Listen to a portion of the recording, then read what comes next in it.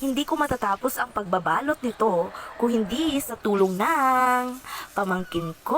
O yan o, siya talaga ang nag-volunteer na maglagay ng pera sa loob ng plastic. At ayan na nga, inumpisan ko ng pagdikit-dikitin ng scotch tape. At saka nilagyan ng double-sided tape at ribbon ang gawa ko.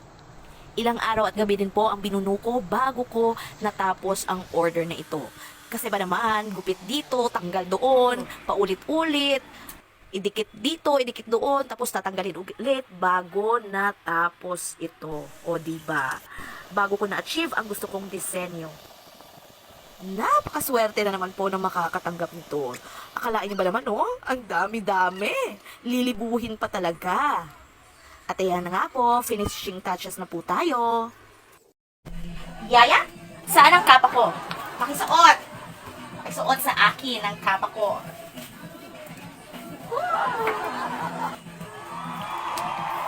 Uot ng kapa ko. Bye. Ah, heavy cut! Heavy cut ng kapa ko.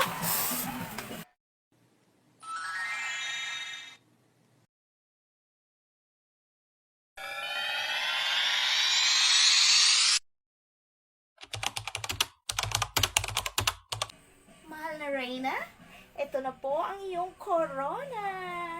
Gusto niyo rin ba ito? Sige nga, hulaan niyo magkano ang perang nasa crown na yan. Isang order na naman po ang natapos natin. Sa paggawa nito, gumamit lang po ako ng pilon para sa base ng ating crown. At pagkatapos ay nirolyo ko lang yung pera para hindi masira. Nakakover na po yan ng plastic. At saka yan po yung lace. Nilagyan ko po ng double-sided tape para yung double-sided tape na lang po ang didikit sa pera na naka-plastic para hindi po masira. At ayan po. Yarn. Pagkatapos po ay nilagyan ko ng mga beads o di kaya yung mga stones para lalong gumanda.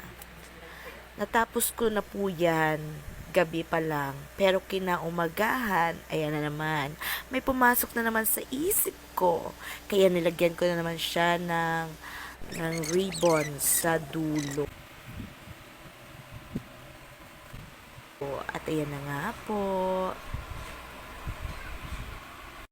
Nag-alam Miss Universe naman ang tendera ninyo. O, diba? Pak! Tsura bisang bagulang tapos umra. Lapsi!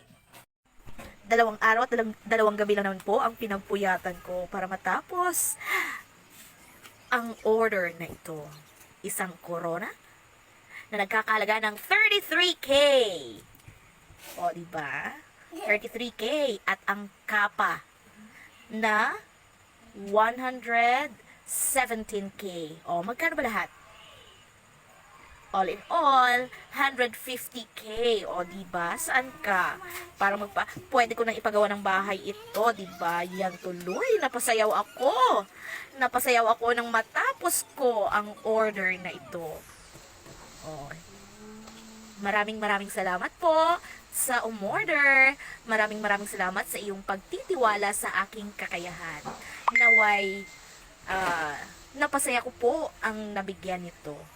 Thank you po ng marami. Follow for more. Bye-bye!